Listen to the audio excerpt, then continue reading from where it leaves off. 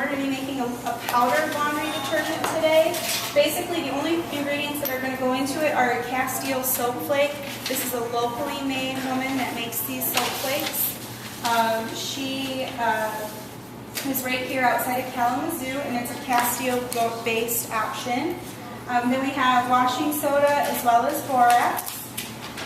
You can usually scent this, however I don't recommend it because it's just going to wash right out before you put it into the dryer basically. So if you do want to have a scented laundry detergent option, it's best to scent it in the dryer. So there's two things you can do with that. You can either get a wet sponge, put a couple drops of essential oils on that, toss it right into your dryer. You can add a little bit of it to your rinse cycle, which would maybe have a little bit more of a staying power. Or we do carry wool dryer balls, or there are wool dryer balls available that you can put a few drops of essential oils on, and that can get put right into your dryer.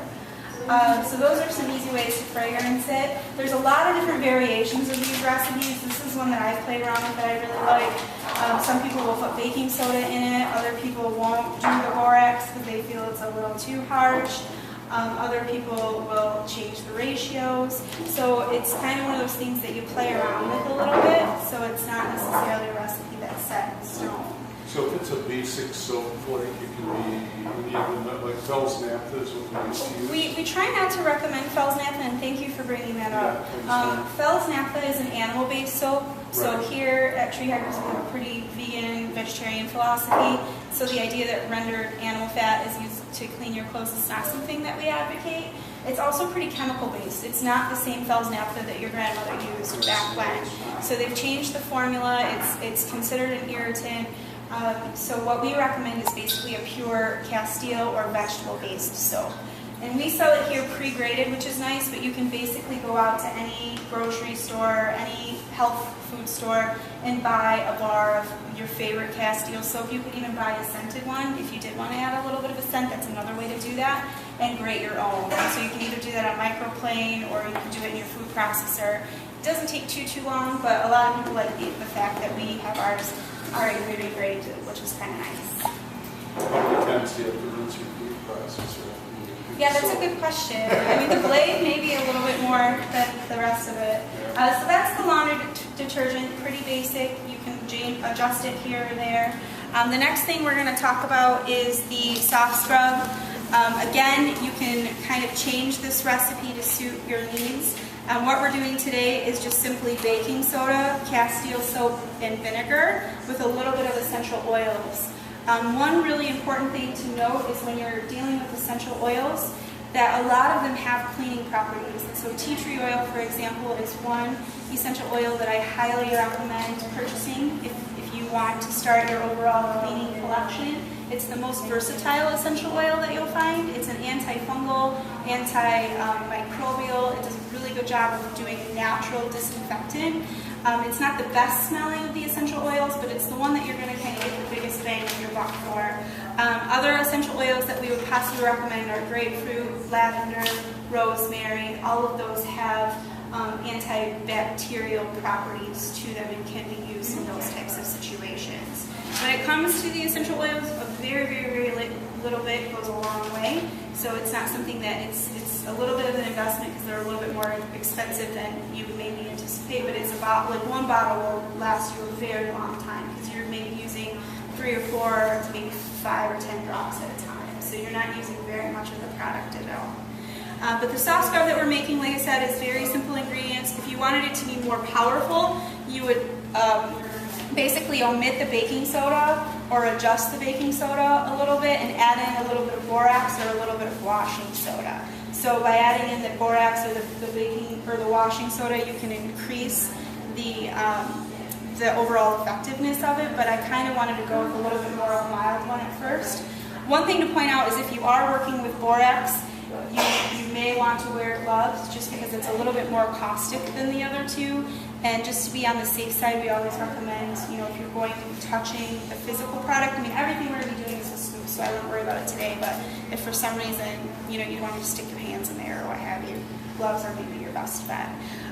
One thing that you can do before the soft scrub is to spray your dishes down with vinegar water solution. That will help break up that a little bit, and you can also add some vegetable glycerin to it if you wanted to extend the shelf life pretty much indefinitely.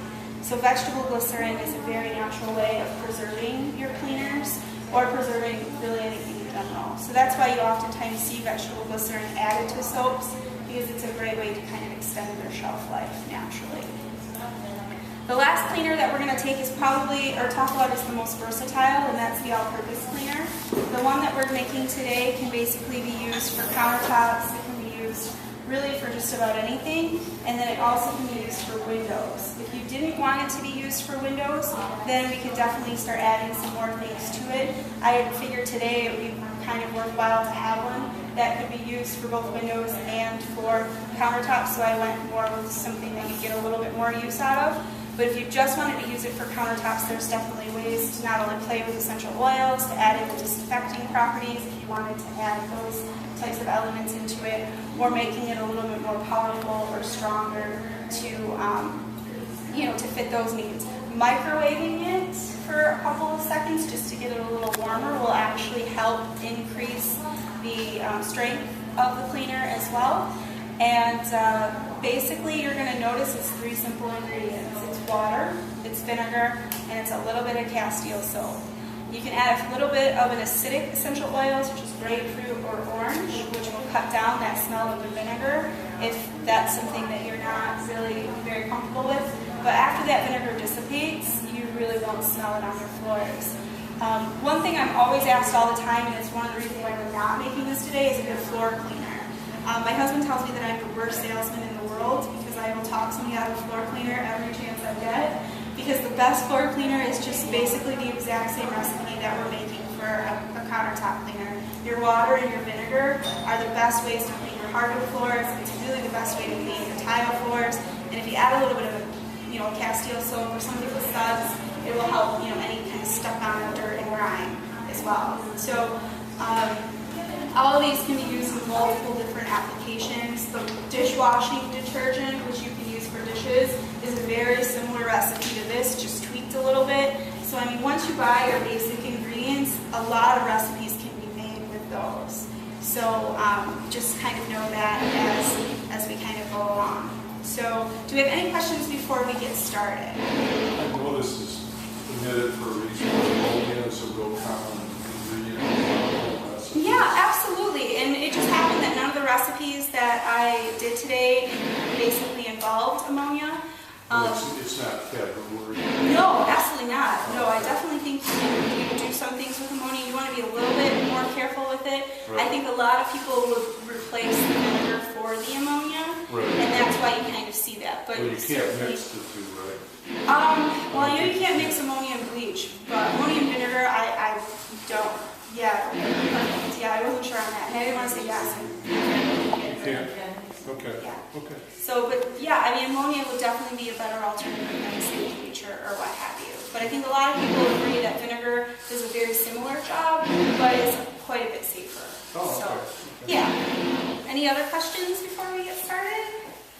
All right, so we kind of all are in our little stations. Perfect.